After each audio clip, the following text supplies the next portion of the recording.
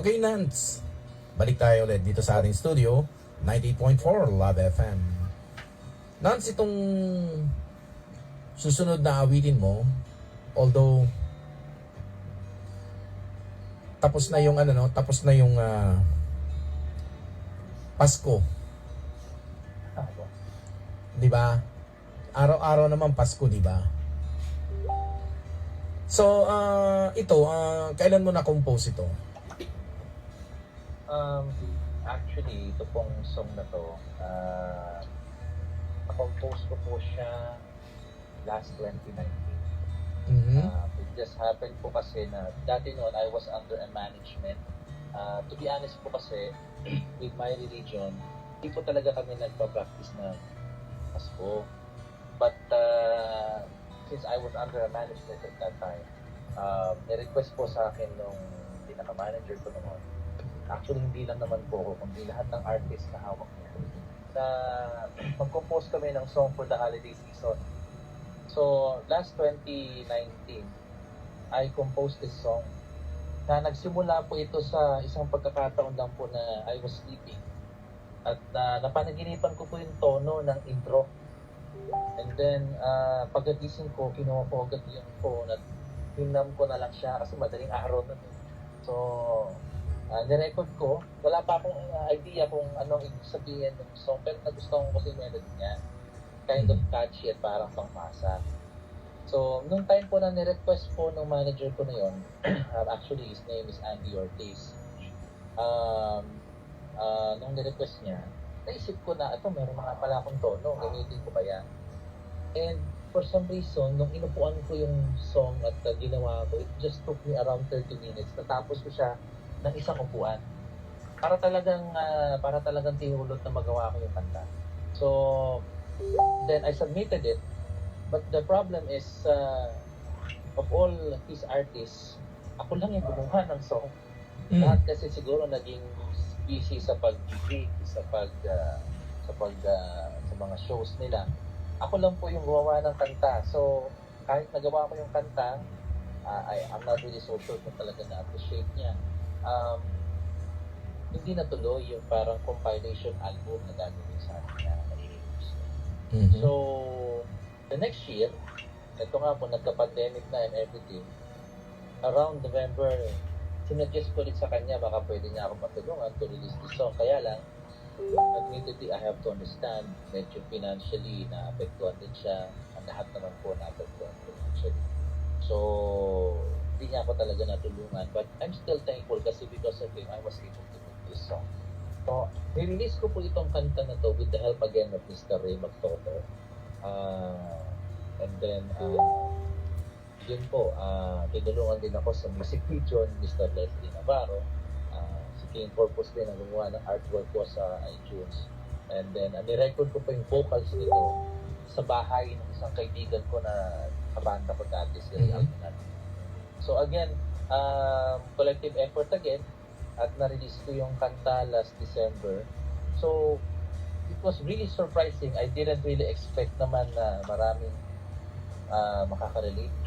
Pero siguro po dahil yung kanta is medyo masa, yung message niya is masa at totoo pong nangyayari. Nagulat na lang ako pagka-post ko, biglang ang daming nag-share, And then, because of that song din po, ang daming recognize sa akin. Even mga kakilala ko, high school, elementary, tinatanong nila kung ako ba talaga kumanta, ako ba talaga gumawa. So, nakakatuwa po yung naging reaction doon sa song. Okay. And, Okay, hindi ba nagkaroon ng konting problema pagdating sa religion mo nung na-release mo yung ano na yan, yung kinompose mo na yan? Well, they understand one way or the other. Pero medyo nagkaroon po ng konting conflict sa mga relatives in a way kasi nga I changed my faith. Then here I am, I'm composing a song for Christmas. Pero ang paliwanag ko naman sa kanila, even on my post, sa mismong post ko po, I honestly mentioned on my caption there that I do not practice this anymore. But as a man of music and as a composer, I am releasing this song. Kasi ang pinaka-thought naman po ng song is it doesn't really discuss about the event, but it discusses about people who are again hoping na sa ganyang mga panahon, alam naman natin yung panahon ganyan is a season of cheers and a season of joy. Pero may mga tao po kasi na kumbaga parang longing for that person na nawala sa buhay nila at wishing na sana sa mga ganyang panahon maalala man lang sila ng kanilang dating minamahal pa rin. So, yun po. Medyo nagkaroon ng konti, pero nadaan naman po sa paliwanag. Yeah. And yun naman, sabi ko nga po, as a composer, kumbaga parang cook lang po yan eh. Yeah. There are religions that sa religion namin marami pong bawal sa pagkain. But if you're a chef, then you have to really indulge into it. Yeah. Now, as a composer naman po, I am composing a song based on the thought on the song, not on the celebration. So, ginawa ko po yung kanta at marami po nakarinig kasi sa panahon ko yan talaga. Ayan. Marami nakaka-experience na.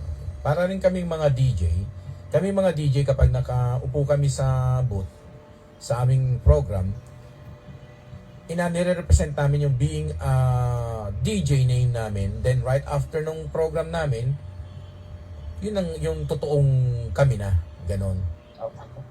Ganon din siguro ang parang pinaliliwanag mo when it comes diyan sa ano mo no, yung kinompose mo na yan na kinanta mo na yan na na song na ipaparinig natin sa kanila ngayon. Maya-maya lang. Okay. Ladies and gentlemen, ito po ang awitin ni Nance De Rosario, ang kanyang Tuwing Pasko. Right here at 98.4 Love FM.